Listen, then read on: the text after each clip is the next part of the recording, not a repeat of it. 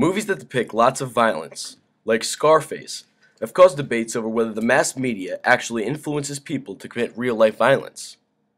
Do you think such movies are to blame? You want to flick this? Okay. I'll play with you. Come on. Okay. Do you want to play rough? Okay. Say hello to my little friend. Okay. You want to play rough? Okay. Yeah. Okay. Do you like that? Huh? You want more? Okay.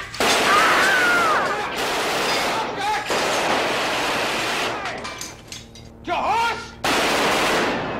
Go!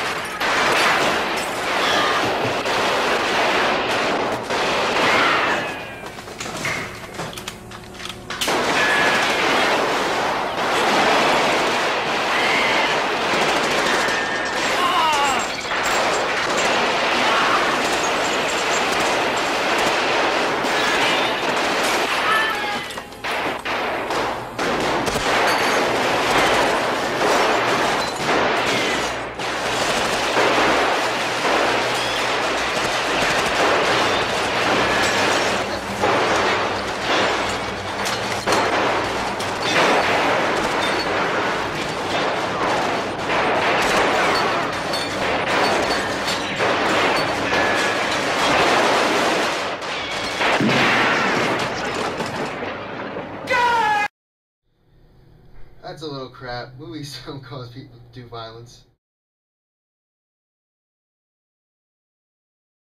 Oh, hey, Kieran. Hey, Phil.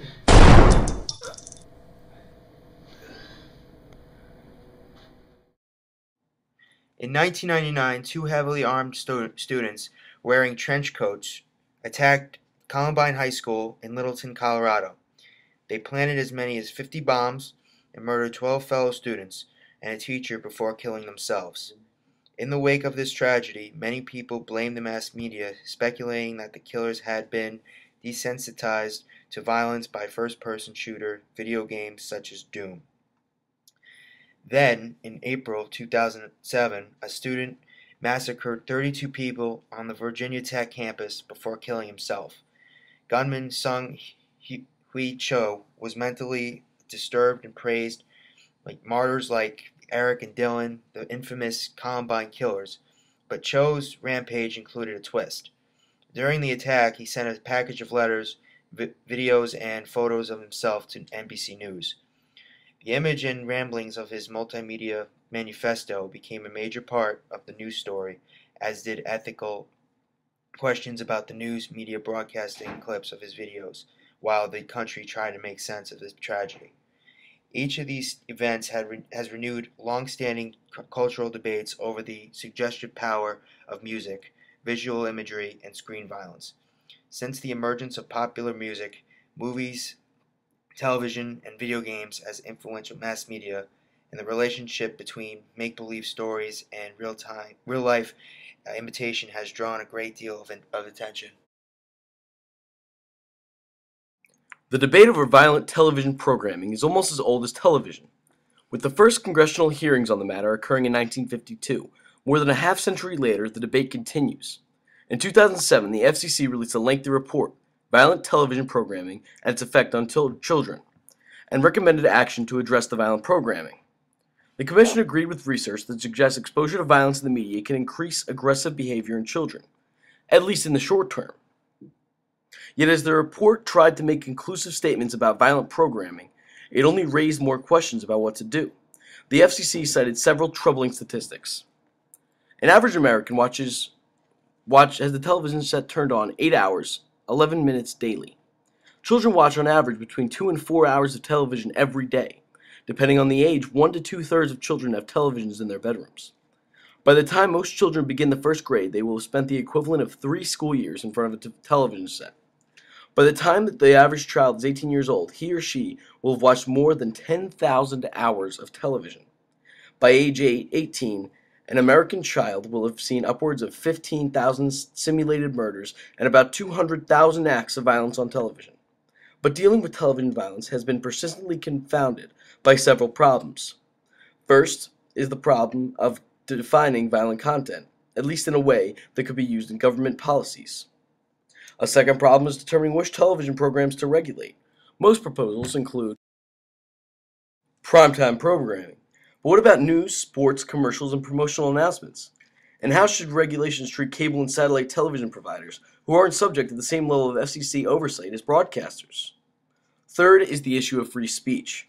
Courts have ruled that the First Amendment protects depiction of violence and violent speech, although broadcasters have less First Amendment protection than other mass media and are subject to daytime restrictions on indecent content to protect children.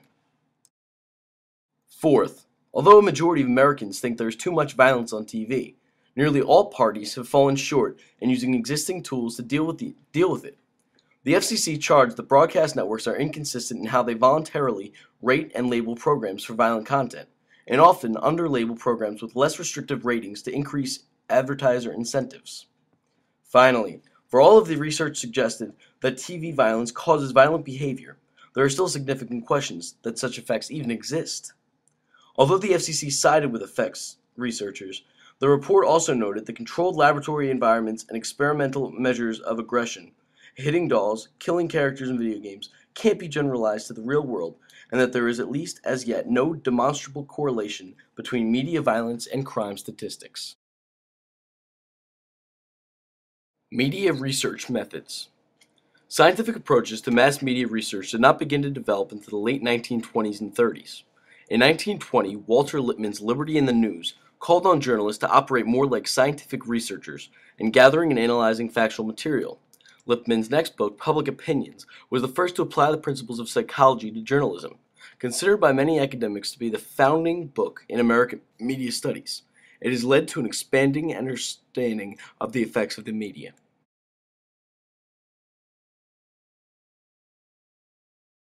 According to media historian Daniel Sitram, by the 1930s, an aggressively empirical spirit, stressing new and increasingly sophisticated research techniques, characterized the study of modern communication in America.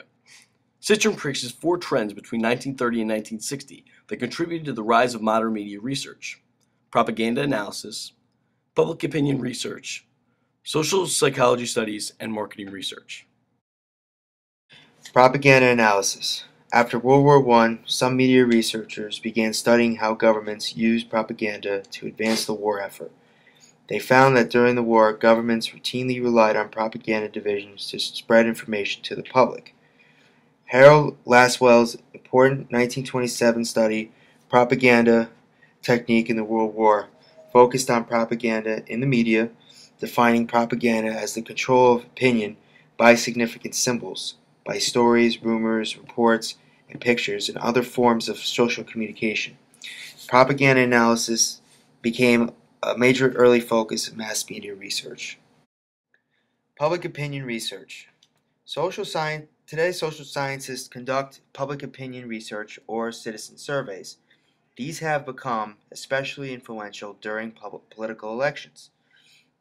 On the upside, public opinion research on diverse populations has provided insights into citizen behavior and social differences, especially during election periods or following major national events. On the downside, journalism has become increasingly dependent on polls, particularly for political insight. Some critics argue that this heavy reliance on measured public opinion has begun to adversely affect the active political involvement of American citizens.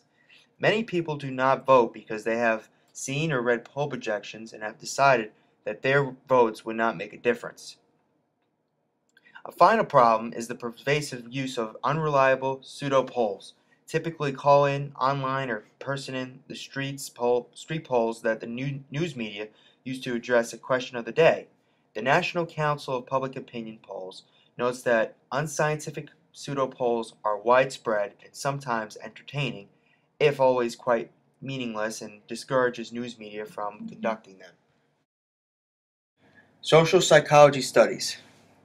While opinion polls measure public attitudes, social psychology studies measure the behavior and cognition of individuals.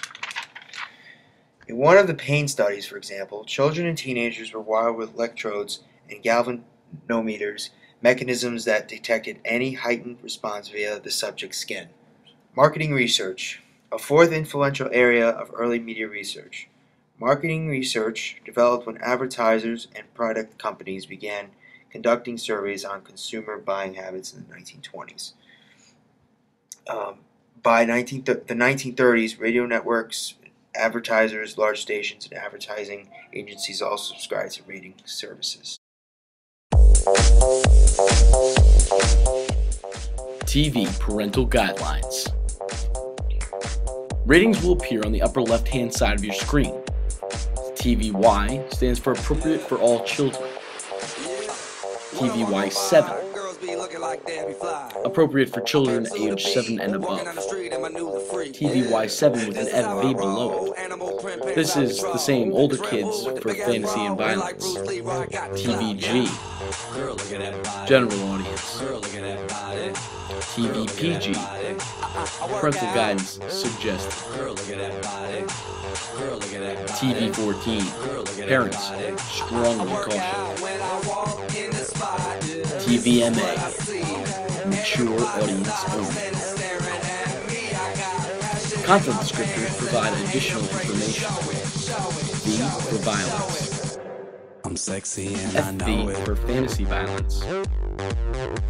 S for sexual situations. I'm sexy L for coarse language. And D for suggestive dialogue. The TV industry continues to study its self-imposed rating categories, promising to fine-tune them to ensure that the government keeps its distance.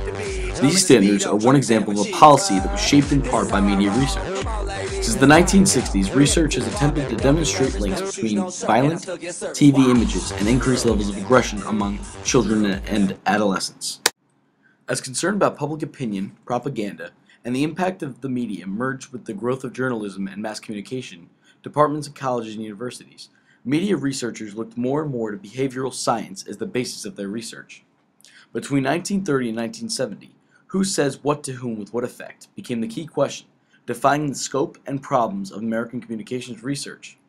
In addressing this question specifically, media effects researchers asked follow-up questions such as this. If children watch a lot of TV cartoons, will this repeated act influence their behavior toward their peers?